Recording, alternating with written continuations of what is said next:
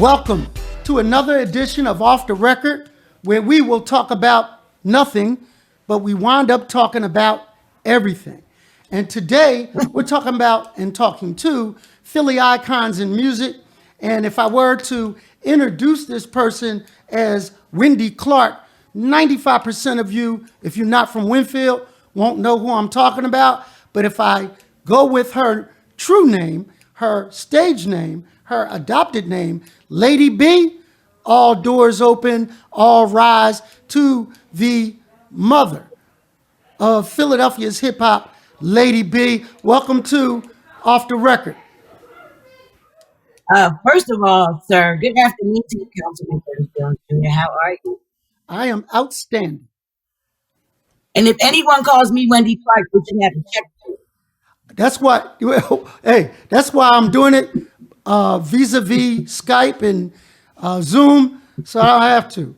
So, but you're right. Okay, I'm just saying. That's your government. I I can got go you. higher. I can go higher. I can go with Lady B, but if you say that name, you're gonna have to give me a call. I'm sorry. Got it. All right. I don't mind. I'll reach in my pocket and do that. But you know what? All I right. was thinking about how far you have grown in the industry. I remember when hip hop was introduced here in Philly, and it was out the back of trunks. It was bootlegging tapes. It was all of those kinds of things just to get what a lot of people thought was a non-music industry byproduct that became today a part of the music mainstream, that acceptable society. I never forgot. I was out in the suburbs, B, and it was a summer experience. So I had the windows down, and I'm listening to this heavy bass and this beat hitting my windows, and I looked over, and it was a little white kid with his hat to the back, doing hip hop like he owned it. And I'm saying to myself, look how far this music genre has come to mainstream society. And you were telling me the simple answer to how it grew. Please repeat that.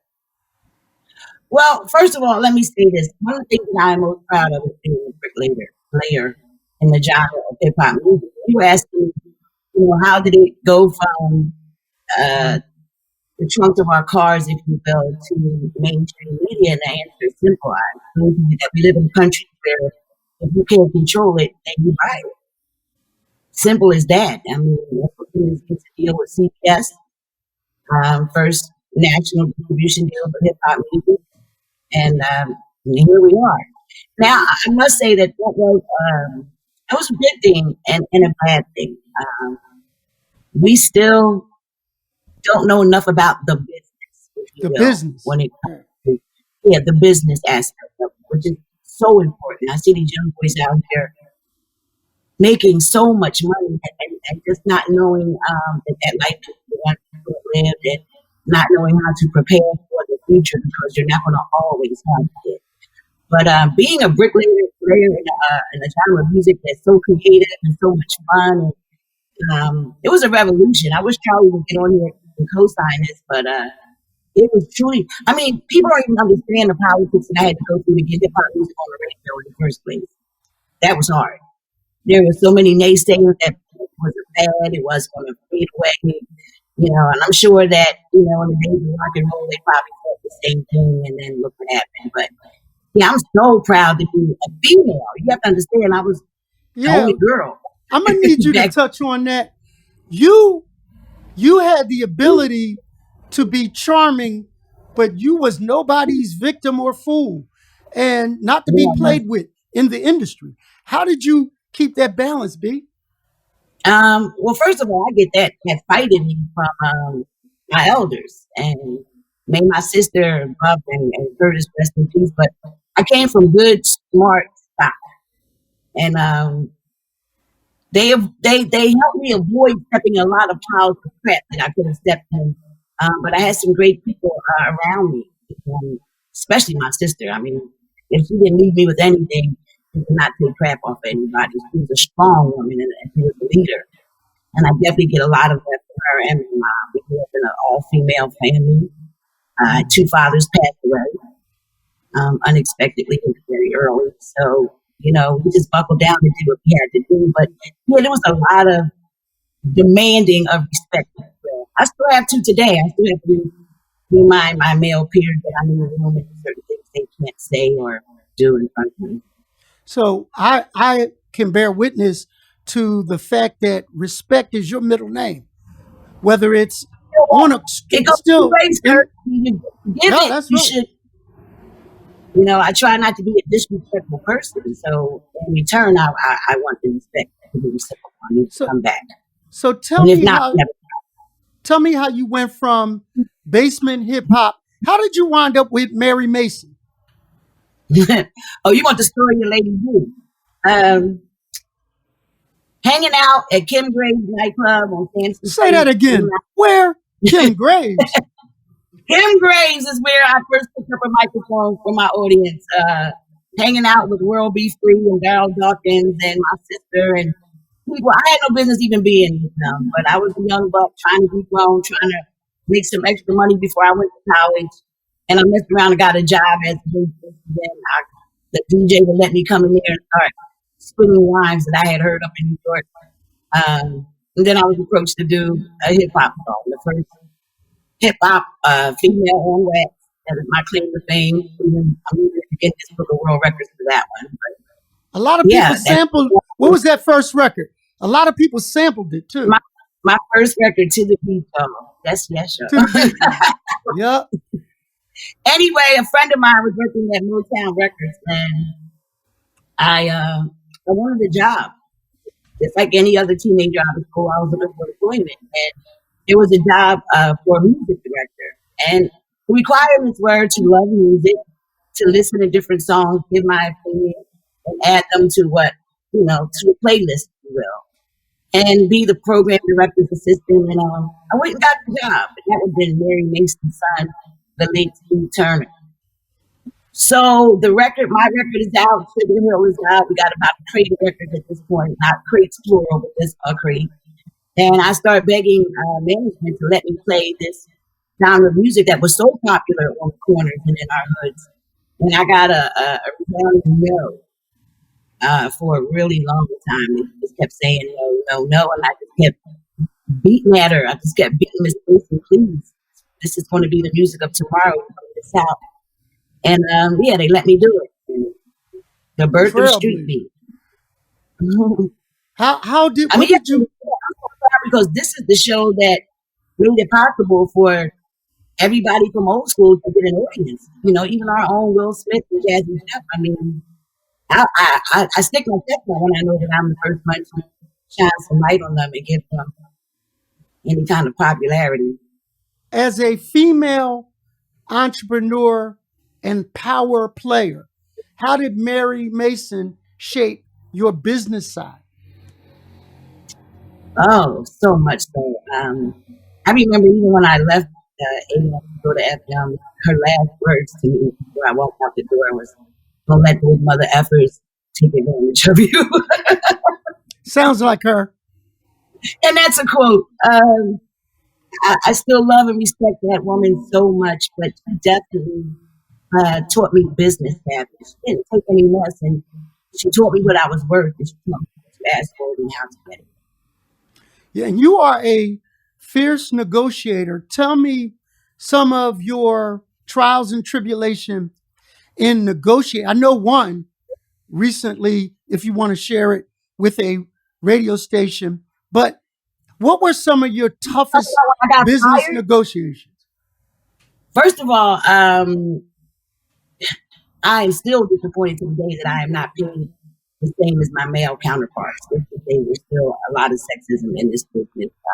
That still irks my soul, and something I fight constantly with my lawyer about. Just keep on cracking up that glass ceiling.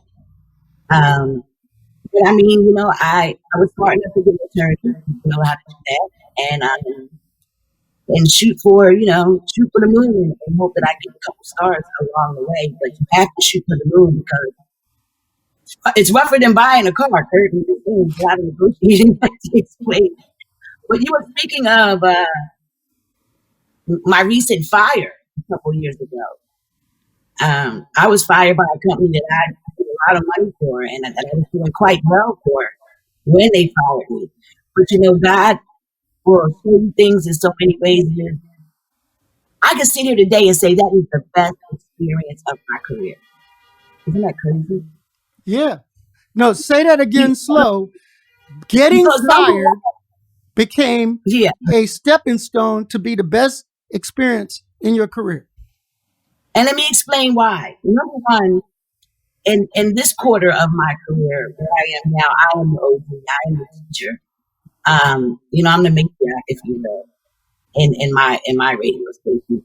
And I have my wish is to go on the air to make people's lives better, to keep them awake, to keep them informed, and to keep them happy and laughing at the same time. Playing, I love what I do right now. Playing my favorite old school music and being a vehicle for you guys to come on and talk about, what we're going to do, what our plans are, how we're going to get this whole thing together is such a blessing.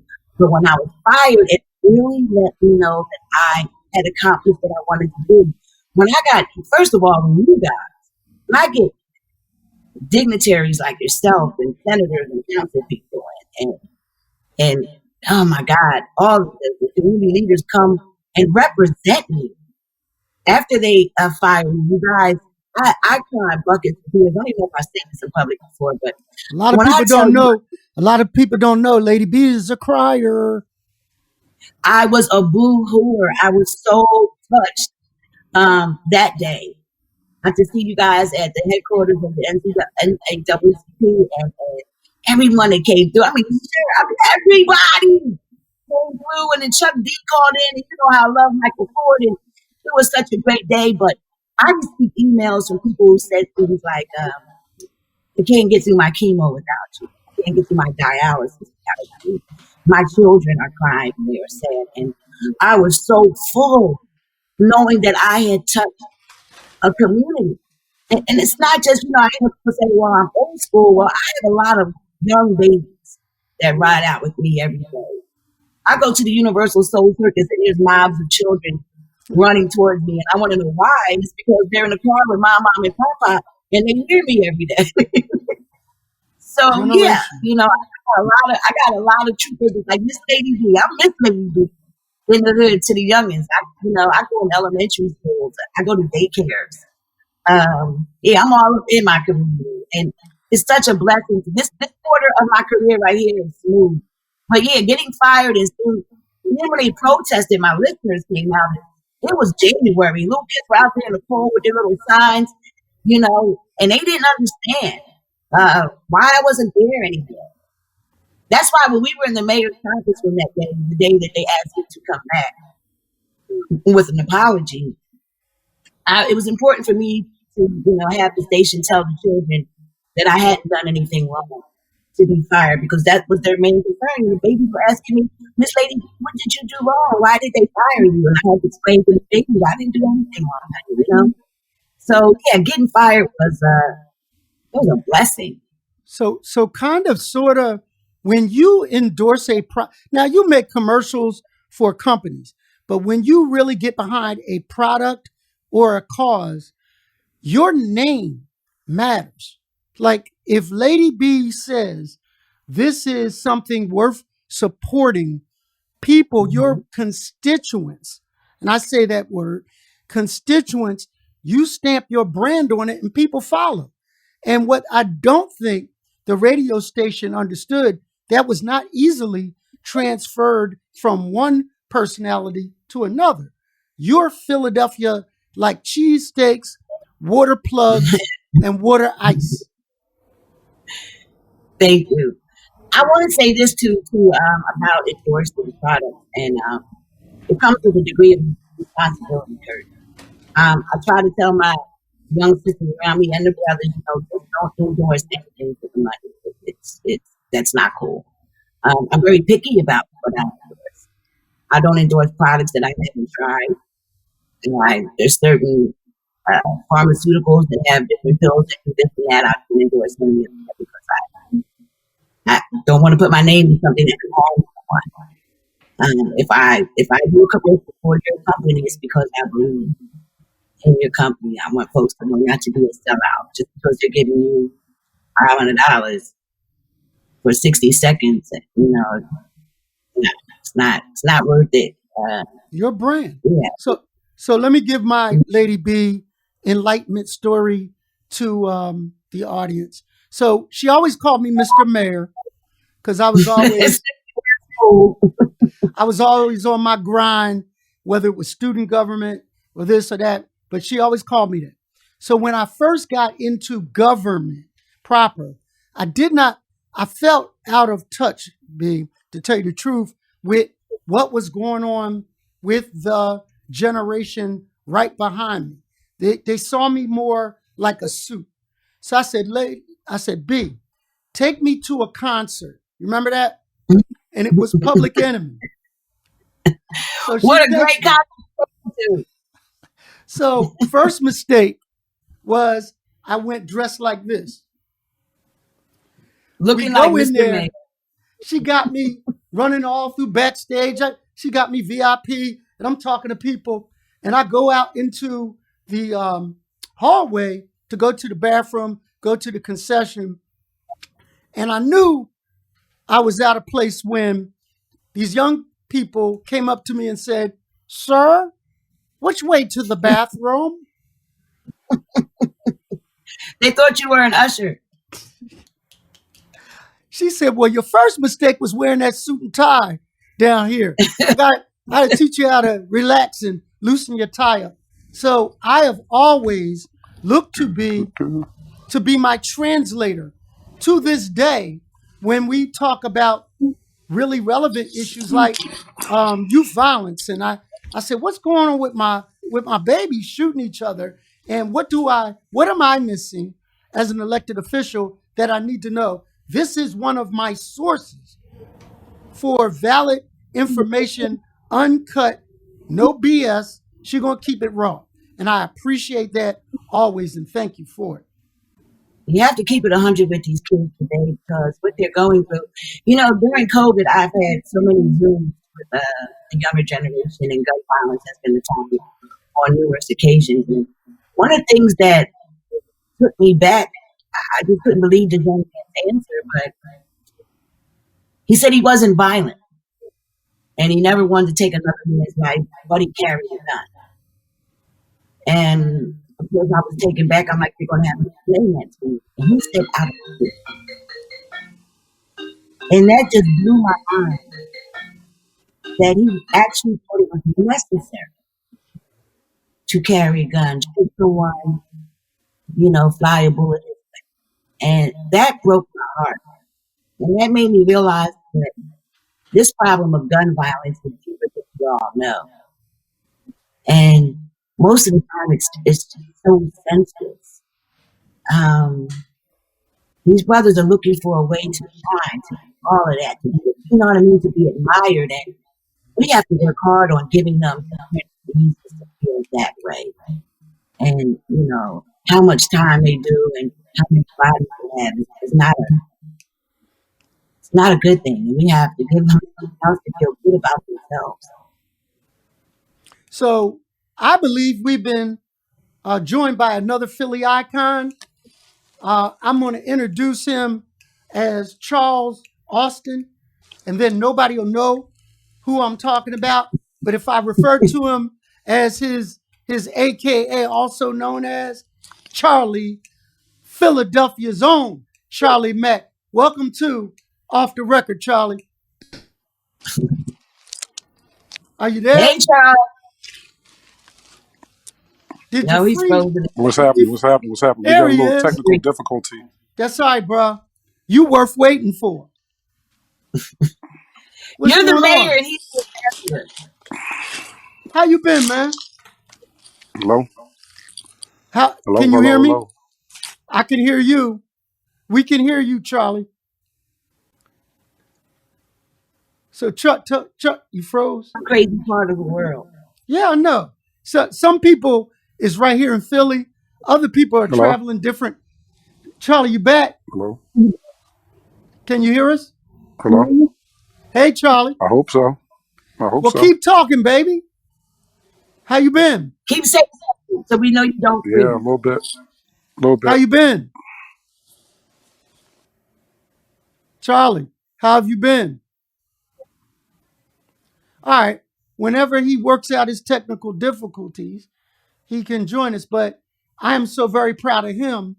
He is a guy that, according to Will Smith, another well known Philadelphian, another well known Overbrook grad, said that Charlie Mack literally did the bodyguard scene and jumped in front of a bullet for him. Now, I can count on one hand how many people I'm actually going to jump in front of a gun for. But listen, if you can get Charlie Mack to do that, he must care deeply about you. And That's a friendship. once I heard that Yeah. story, he was like my hero. Can you hear me, Matt? Yeah. No, it's all right. I'm talking about you. Good. So, What is the backdrop you have up there, Mr. Mayor? oh, so this is, it's not a fathead, but it is. And this was done by um, a, a minority owned printing company. It is literally a photo of my district from 65th and Callaway. You can't see the other wall. It's the other view looking towards City Hall. So I have two fatheads. When I Okay. get you down here, as soon as we get vaccinated up, I'll bring you down here. It is to kind of represent the 4th district. Wow. And so I had to argue with the production company about where we did this. I got another room where I hold court, and it has a pretty good view, a big number 4 on the wall. It's a little bit hip hop, if you would. But they told me, they said, Councilman, this is the better view. And they were right. I'm saying it for the public. I was wrong. They told me, B, sit here, shut up, be interesting, and we'll handle the rest. Exactly. Do what you do. Yeah. Well, you know where I am. I'm in my shop here. You've been over here. I've been interviewed. Yes. And it is awesome. I want to come back when we do. And I know you still owe me $5 because men have to pay. Oh, that's right. I'm okay. I pay like I weigh. You know what I mean? All right. Well, my Okay. And I want to come back. You follow the Sixers a lot. So I want to do it on a Sixer game because you got the woman cave. It is amazing. Yeah. It is All the right. G cave. Yes, it is. All right. So I'm gonna let you go do what you do.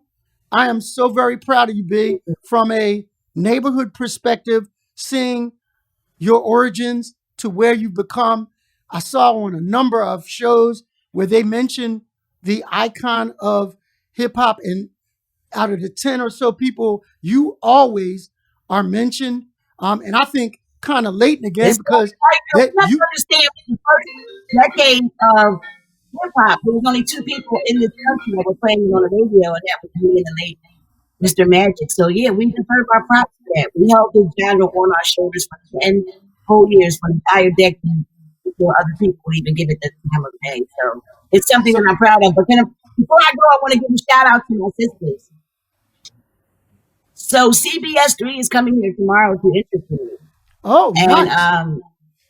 thanks to Charlie Mack, I wish he could come on, but it's me along with Mimi Brown and Patty Jackson, and they're going to talk about Ooh. our longevity in this business of ours and on the radio. And I'm so honored to be with those 2 ladies, and I'm excited about the piece.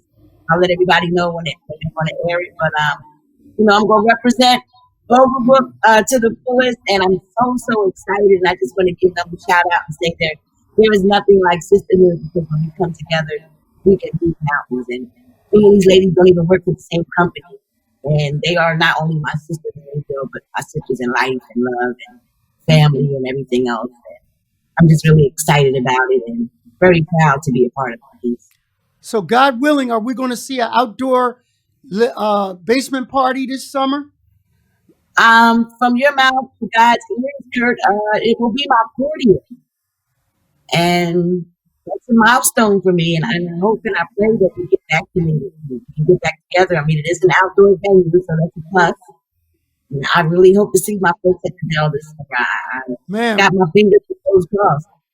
it's you be amazed in this pandemic what you take for granted or took for granted until it was taken away from you. And then you Yeah, that's realize true. how much and how important it was to you. And the Dell was one of those things.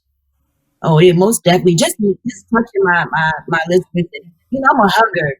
Like I said, I am the around the way girl. I don't front or stunt on my listeners. I get out there, we hug and we dance, we talk about our kids, and we live life. And that's the part I miss. I'm blessed to be able to broadcast from home. I'm glad that God has blessed me with all this equipment and all this stuff so that I can continue to get my paycheck and reach my listeners. But there's nothing like Yeah.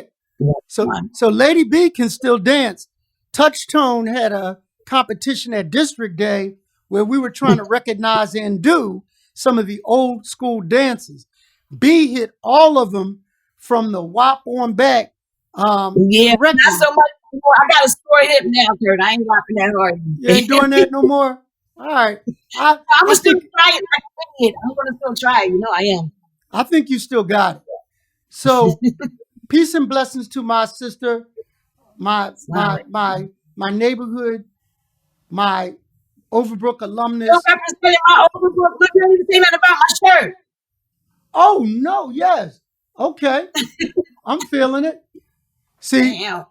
all these other wannabe high schools, we love you, but you just ain't it. Nothing like the school on the hill. There's a school up on the hill. Let's go.